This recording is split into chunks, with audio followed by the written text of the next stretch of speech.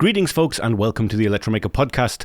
Despite my best intentions, as I mentioned in the last podcast, I did not manage to get anything recorded at Embedded World, which is not surprising, really, considering that, for those conferences, the days start very early and they tend to end very late. That said, this episode of the Electromaker Show does heavily focus on some of the things from that conference. Rather than use any of the stuff that we put out at the conference, which you may or may not have seen on YouTube, they are the shorter videos of interviews with people, I give more of a sort of retrospective just of a few things that we saw and go a little bit deeper into the Potenta C33, that's the new Arduino Pro board, that we happened to be at the Arduino Pro stand moments after they announced, to the extent that it felt like there was almost a little confusion as to how much they were allowed to reveal about it, despite the fact the Arduino website already had a price for it and all that kind of stuff. And there's also a quite nice new Xiao board coming out. I say one, there's actually two. One is available right now. It's an ESP32S3 variant. There is a Sense variant of that board coming out soon. And maybe at the start of the podcast here would be a good time to sort of explain, because when we get there, that's one visual thing that's very difficult to explain. Because I mentioned there's a red box, and this is a red box on the photo on the Seed blog that is listed in the show notes of this episode, showing the tiny little Xiao board now has the 30 pin board-to-board connector. It is a micro connector on the bottom of a CGL board, so of course it is very, very small. And the interesting thing about it is in the same position as the Sense module on the Nordic variant of the Xiao, the NRF52840. I may have got that wrong once again, as I do in this show. The Sense module is in exactly the same spot as the pin-to-pin connector, so I'm going to be very interested when that board comes out, which may be when you're hearing this already there, how they fit the Sense module alongside the board-to-board connector. And I thought I'd mention that now because it's one of the few parts of the show where I thought visually it might be difficult to understand what I was talking about. And if you are interested in any of the stuff from Embedded World that you heard about in this show, you can find it on our YouTube channel, of course. If you would prefer to have just a full audio podcast rundown of Embedded World, including all of that content and the interviews, do let me know either in our Discord server or via email or via social media. If people would like that, I could put out a special in-between episode of the Electromaker podcast just featuring the audio from those videos and maybe a little bit of explanation in between from me as to what we are talking about. Because we've got a lot of great interviews at Embedded World. Anyway, that's a very long introduction. As always, if you would like to support the show, do head to electromaker.io/shop and see if there's anything you would like to buy from us. That is what we have in lieu of adverts on this podcast or sponsors on this podcast. And with all of that out of the way, let's get on with the show.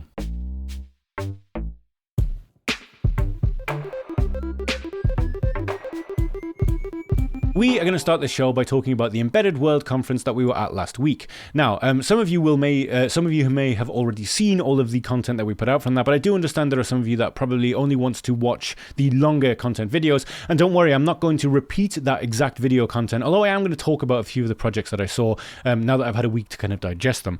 But I would like to point out our blog, which is just electromaker.io/blog, has over a page, I think, of content, which is all filmed at Embedded World. Every single one of these articles has an interview in it describing what's going on and links out to all of the things that they talked about. But we're going to start this week by talking about the Beagle Play. The Beagle Play is a new Linux-based single-board computer, and I find it really quite exciting.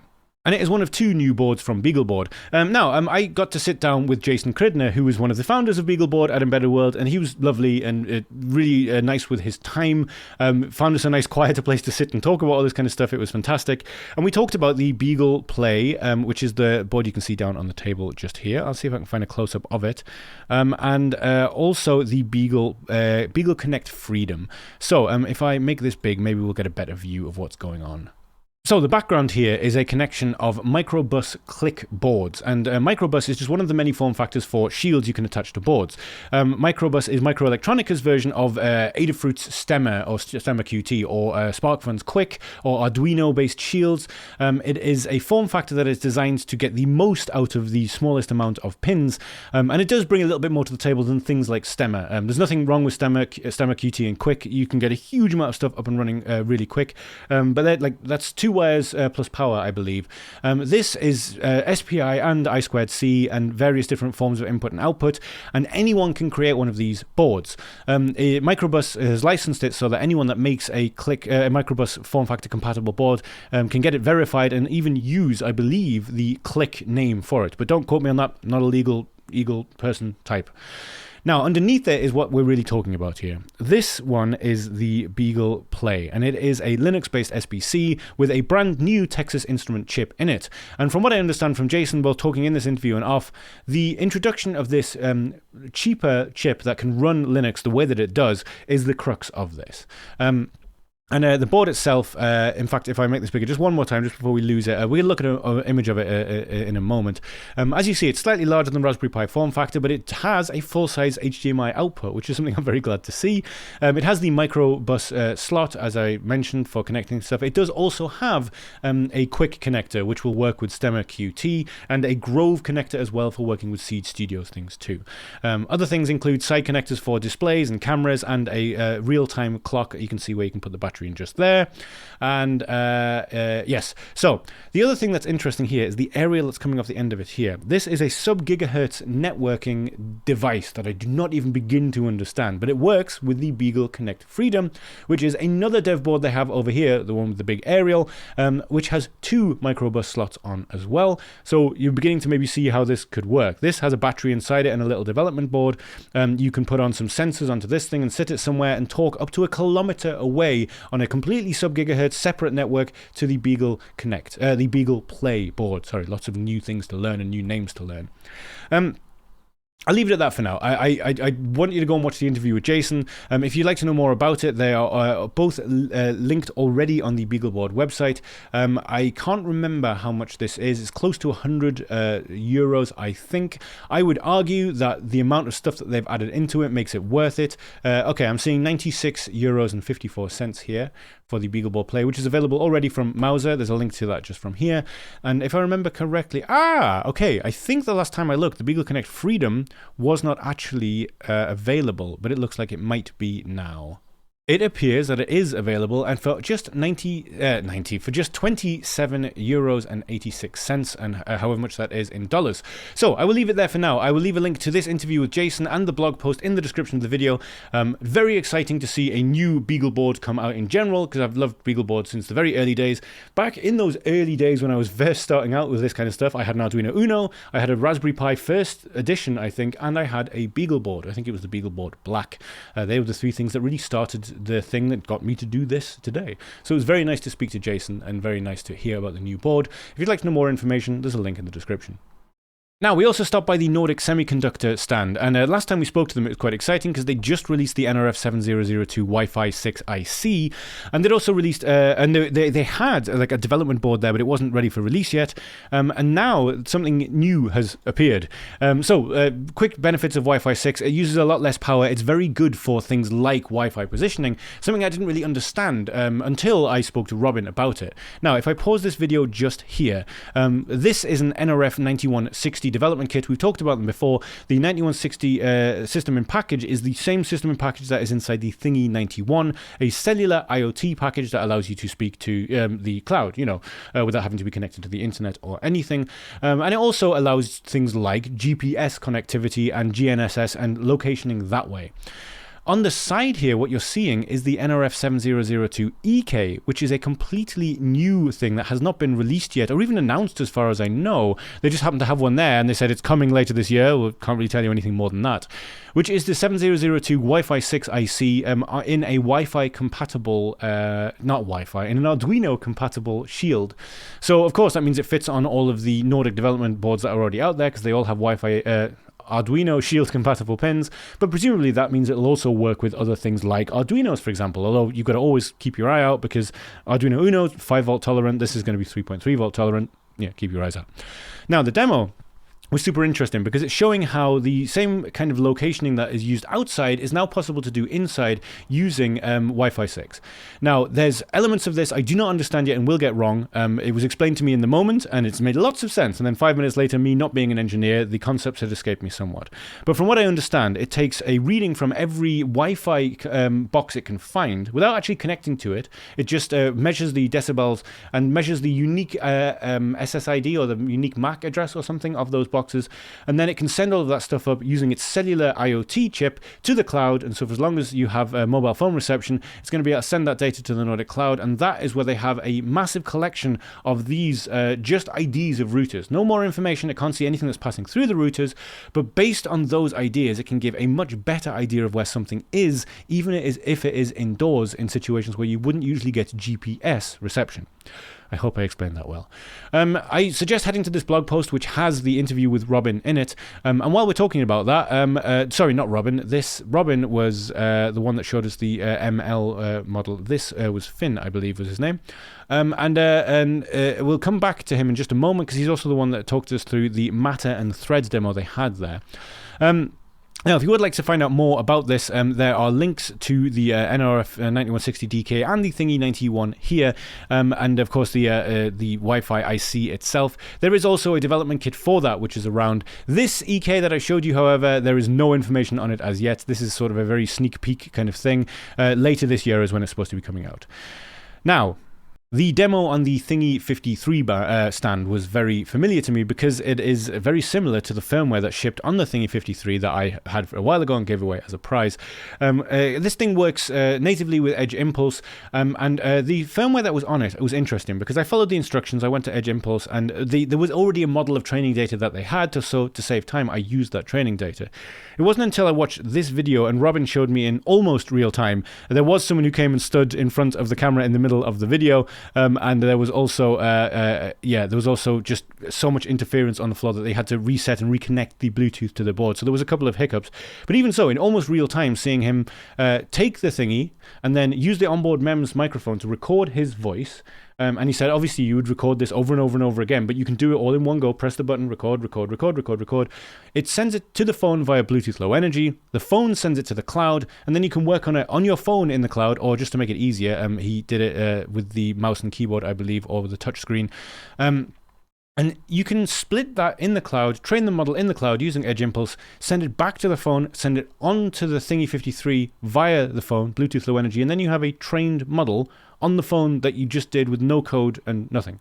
It's wild. I was aware that it wasn't particularly hard to do, but I skipped a few steps when I did it myself, and seeing it happen, in real time was insane when you think about how hard it was to do any kind of machine learning on even larger devices not that long ago.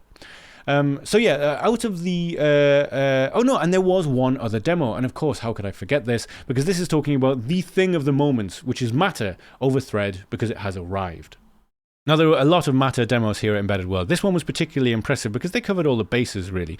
The idea here being that they had various different devices that all connected in different ways. In fact, there was a diagram of it in the background just here, which maybe we have a close-up of. We had an Apple iPhone and an Android phone connected to a Wi-Fi access point. They have a light switch, which is connected via their new Wi-Fi IC, the 7002. And then there was a HomePod Mini attached to an Eve Energy plug, something I've seen before, and a Thingy 53 acting as a weather station. So it's just sending data back from its temperature and humidity sensor, along with a couple of other things. The Google Nest Hub down here was connected just to, I believe, a set of blinds off on the side. And in this video later on, you will see me you'll see me actually do this demo. I will speak to the Apple HomeKit here and say, Siri, can you open the blinds, please? And then the blinds start to open. And the bit where it gets really interesting is I then said, okay, Google, close my blinds, please. And it closed them. And these things are only connected with each other via Thread. For me, as someone who used to write smart home news and talked about Matter and Thread as it kind of started to appear, it was wild to see something like this just work in the wild, as it were. smart home setup is about to get a lot easier. What you actually buy in terms of hardware is going to get a lot less important, and this demo was really interesting.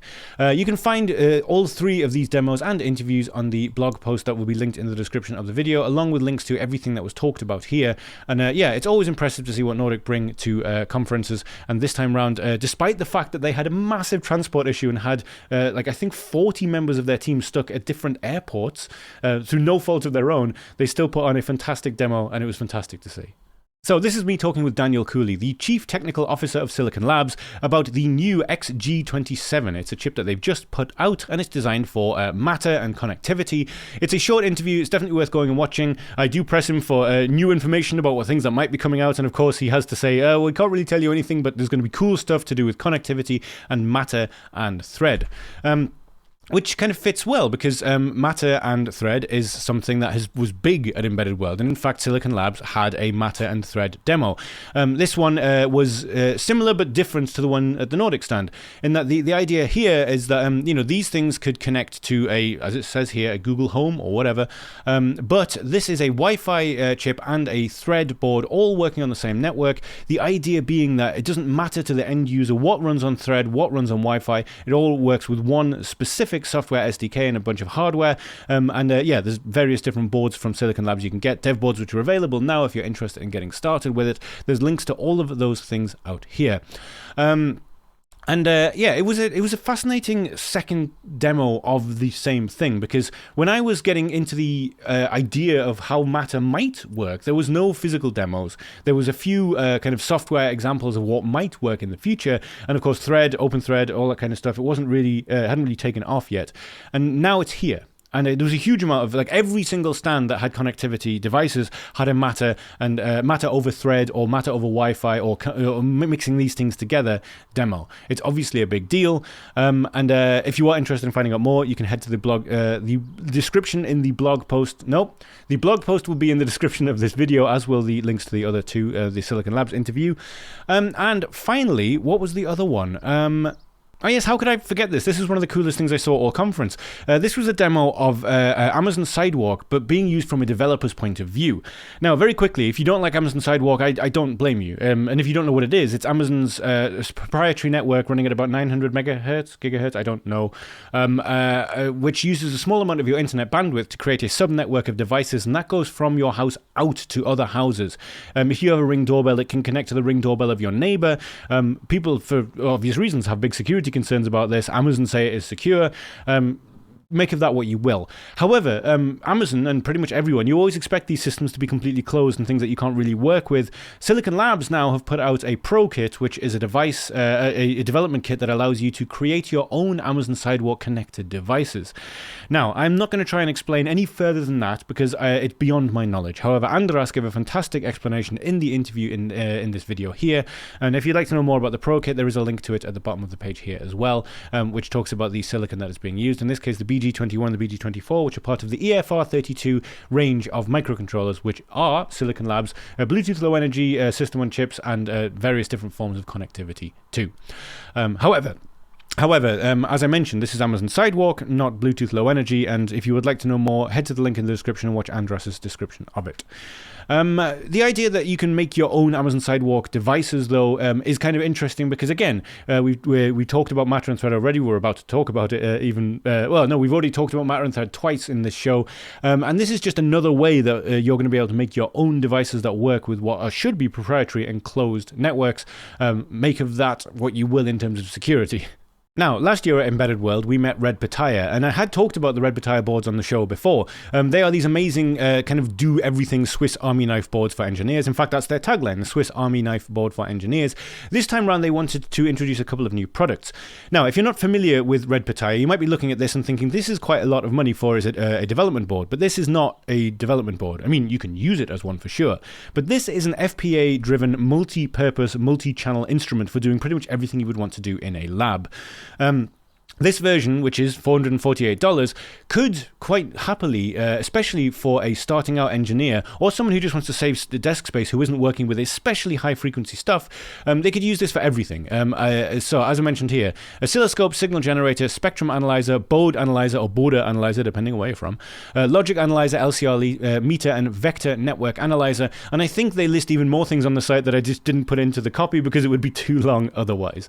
So I've been kind of into the idea of Redpetire boards for a long time. You can use this for all of those things, but they also have a Python API that makes it very easy to work with.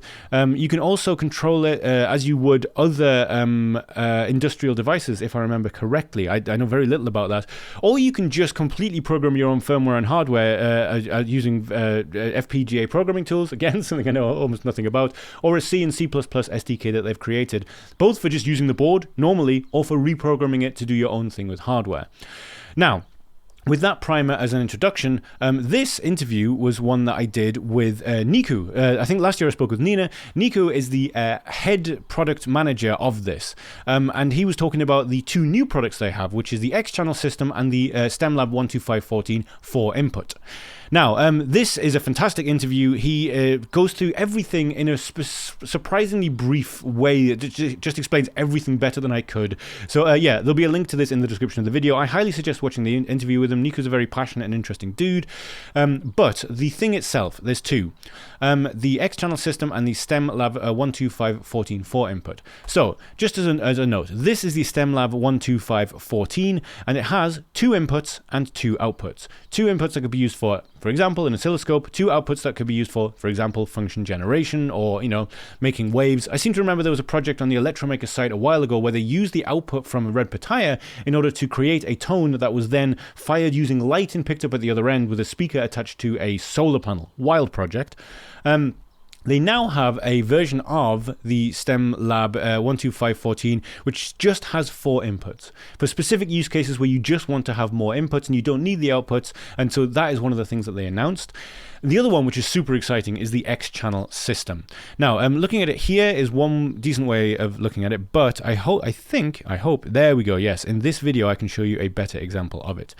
So the X-channel system is a way of attaching Redpetires together. These have been specifically designed to be daisy-chained, as it were, all via Ethernet, and it's all super high speed, allowing you to add, theoretically, as many inputs and outputs as you could possibly want, which is kind of wild. Yeah, it's sort of an amazing idea. Instead of saying, okay, you're going to buy one device that has a million inputs and outputs when your project scales and you might need to suddenly be monitoring a bunch of different things. No, you just get another board, attach it by BNC to the board before it, and then attach it as part of the daisy-chained network of things. One of the boards being a master and the rest of them passing all of that information onto them, so only one of them passes the information into your host computer. Now, if it sounds like some of that goes a little bit over my head, it does. I'm not an engineer, but I still find this an entirely compelling thing. If you would like to know more about Redpetire, head to the link in the description. It'll take you to this blog post, and from here you can head to their website and find out more. And of course, watch the interview with Niku.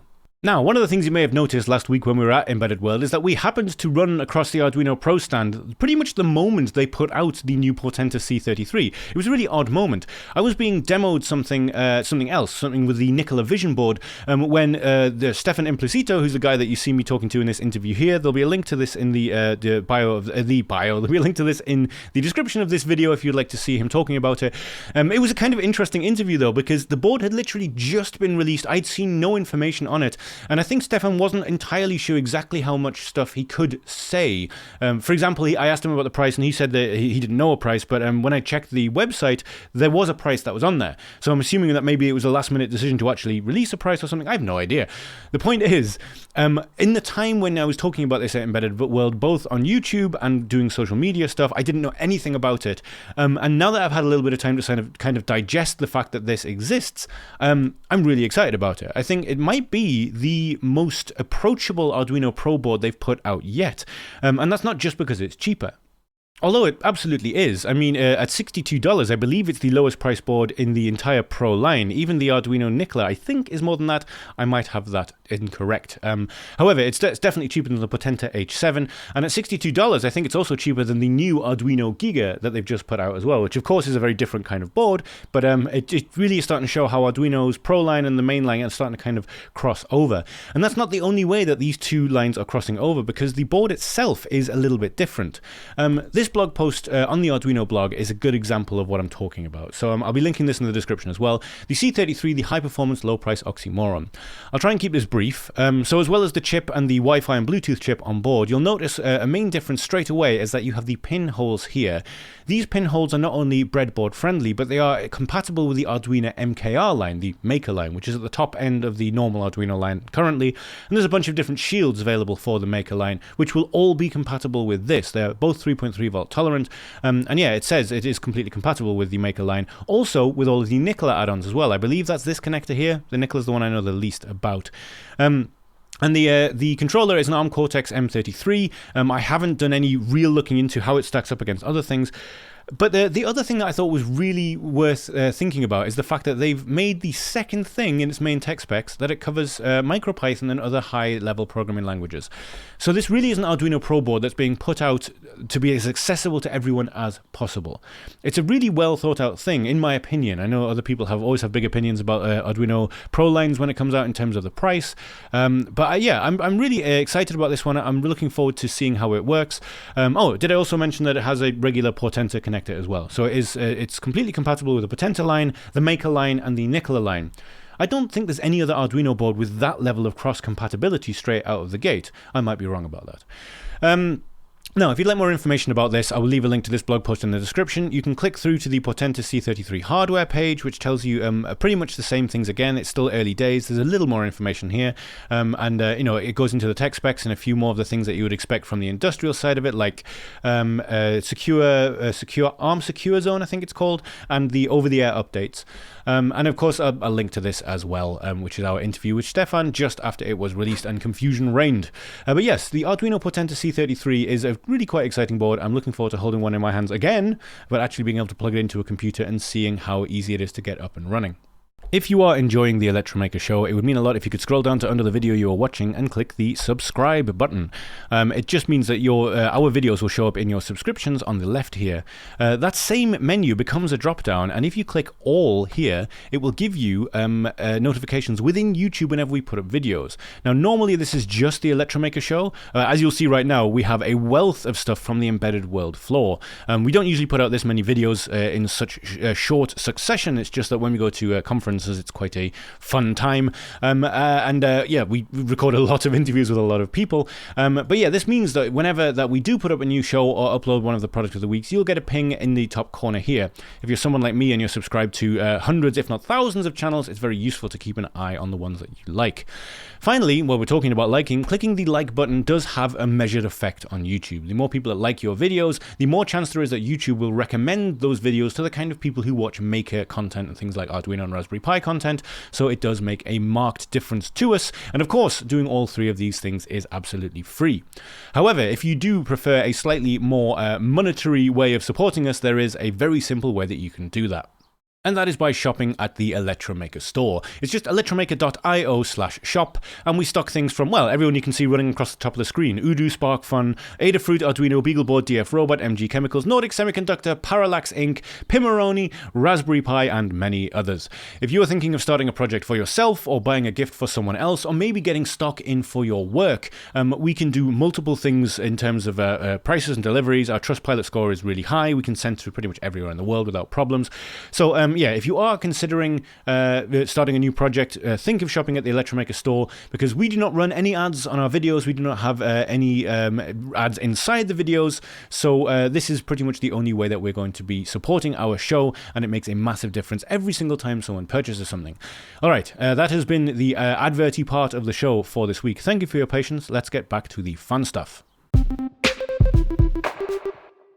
Now, way before the conference last week, there was a show that came out the week before that, which was only 11 days ago, but it feels much longer ago than that. And we talked about the product of the week. So just a reminder, that was the Pi Gamer Starter Kit, and we also started a competition for you to win one. Now, if you are interested in the Pi Gamer Starter Kit, you can head to the blog. There'll be a link to this in the description. You can watch Robin's fantastic run-through of what the Pi Gamer Starter Kit is, but in short, it is a microcontroller. The Pi in the name is not for Raspberry Pi, it's for Python, because you can program it in MicroPython, including visual make block programming languages as well.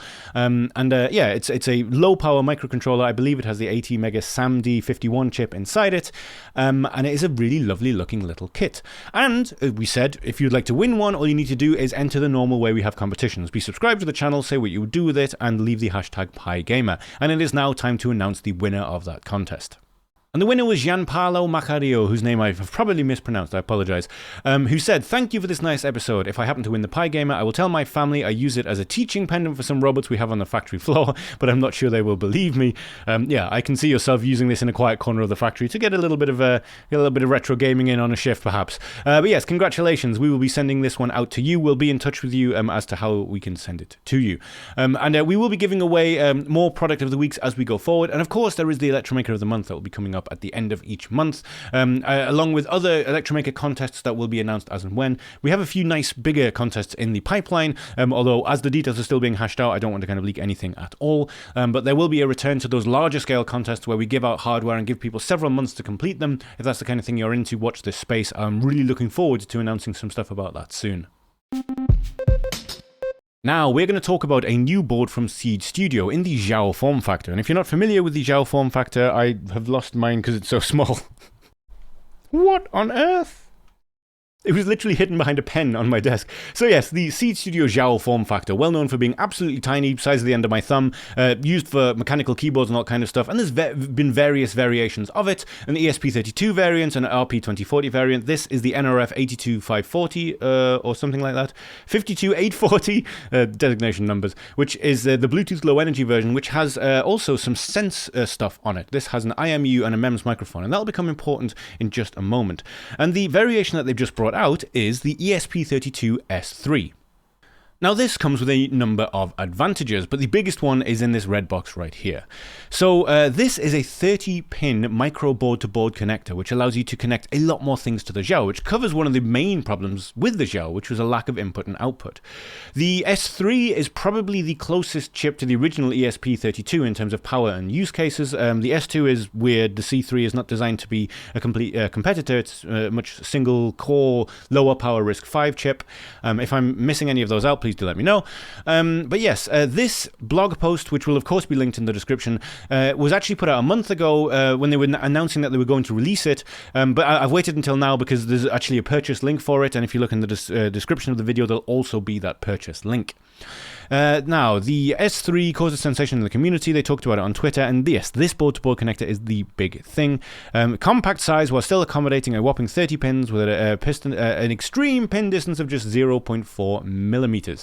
And here's an example of how this could be used. Now, this is a regular-sized camera connector being used with a conversion board, I believe, to connect to the Xiao. Obviously, as time goes on, they're going to put out things which have a dedicated connector that is the right size. And this is, adding a tiny camera to keep the same size footprint as the Xiao, but adds a camera for tiny ML and edge AI uses, presumably. In fact, that is the main things that they put under here, open source and tiny ML. Now, if you're a fan of the more technical blog posts, this will really work for you. This goes through a lot of the design considerations that went into making this, and some of it is way up over my head. Not scared of admitting that, not an engineer. However, it is still a fascinating read, and as my knowledge does sort of get higher, I find myself understanding a little more of this each time. Here's the thing. The ESP32S3 version is already out. There's going to be another version coming out in around a week's time, or maybe it's already out by the time you see this video, and that is going to be the Sense variant, which is why I said it was sort of interesting that this board is the one that I pulled out of my stack of Xiaos, because I have about 6 of them. because I'm presuming it's going to work in a similar way to this. But if you look at this board now, I'll overlay an image of this board. The Sense module, sorry, I lost my English for a second there, is in exactly the same spot where the connector is on this one. So I wonder how they're going to pull that off. I wonder how they're going to get the IMU and microphone unit, if indeed that's what's going to be on it, to work nice with the aerial and the connector. We're just going to have to see. Maybe that one won't have the connector, and that isn't the end of the world, because presumably you could use that connector to connect to a separate MEMS microphone and inertial measurement unit if you needed it. Not sure. Anyway, that is only 2 of the 3 things that Seeed have announced, but these 2 are the ESP32S3 boards. As I said, this link to this blog post will be in the description. And of course, the purchase link, which is here, will be in the description of the video as well. Only €7.49, which is kind of amazing. Again, I'm sure there's going to be someone out there who's going to point out that you can get S3 chips on dev boards from China for half this price. But this is not in the Xiao form factor with the new connector, all that kind of stuff. If you know you're going to want it, you know you're going to want it. I absolutely do. I love the idea of being able to stack an array of crazy things on top of an S3 and just seeing what can be done with it. Anyway, that's these 2, but there's one other thing that Seeed has announced, and let's look at that now.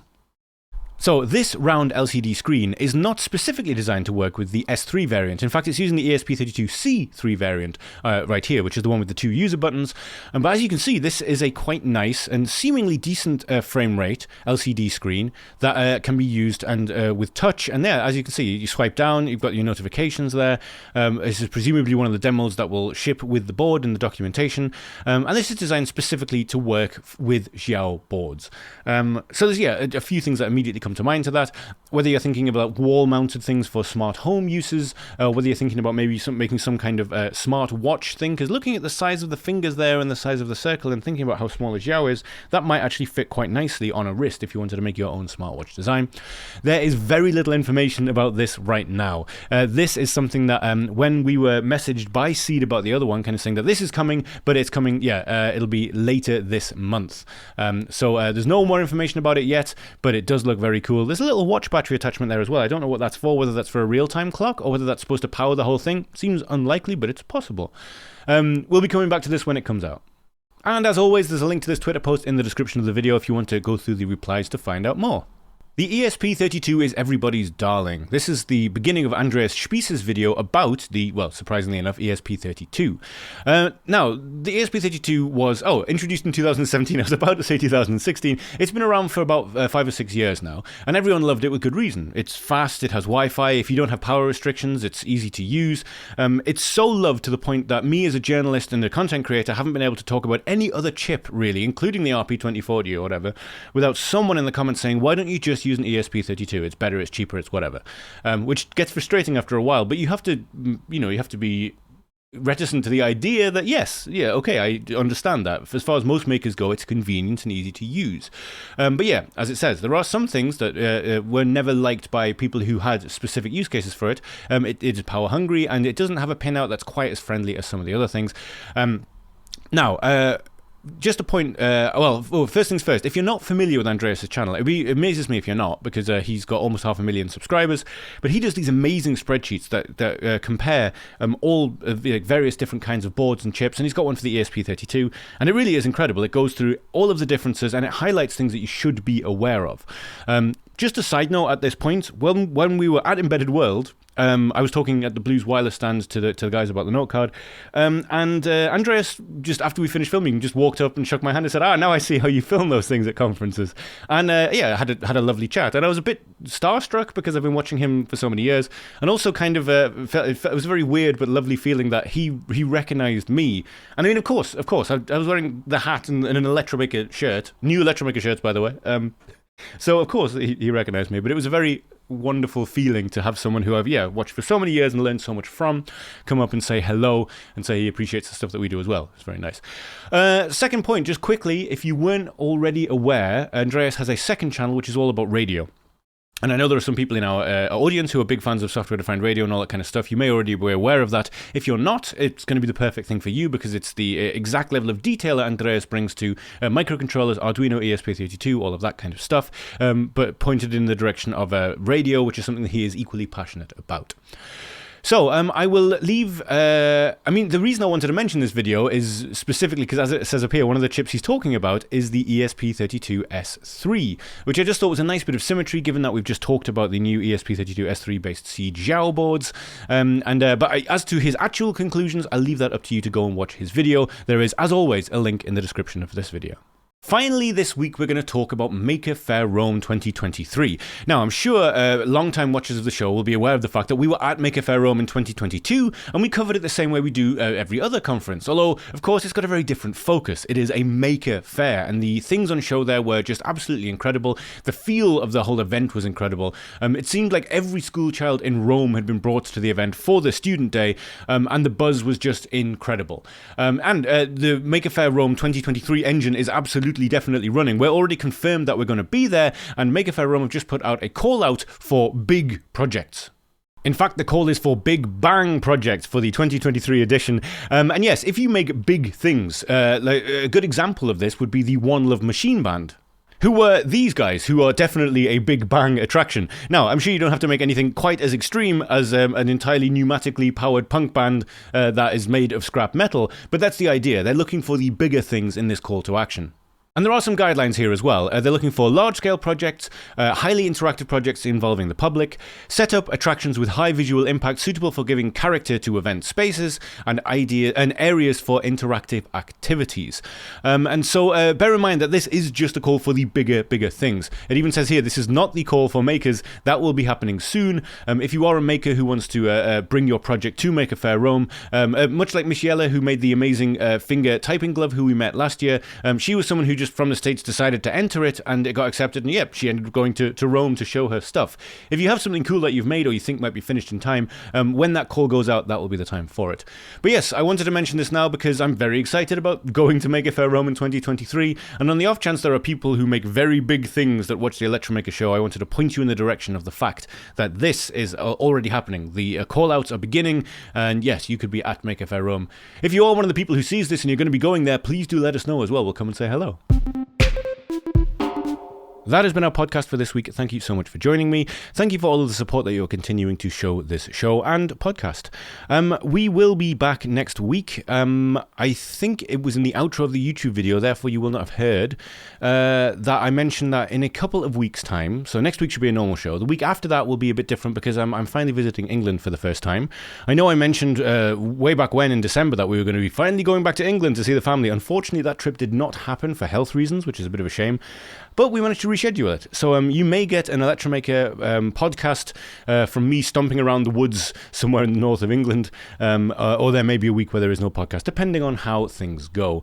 I just thought I'd say that ahead of time, just since it was on my mind.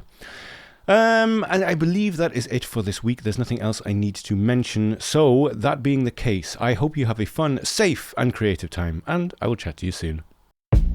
Now, this is me talking with Daniel Cooley, the CTO, the Chief Technical Officer of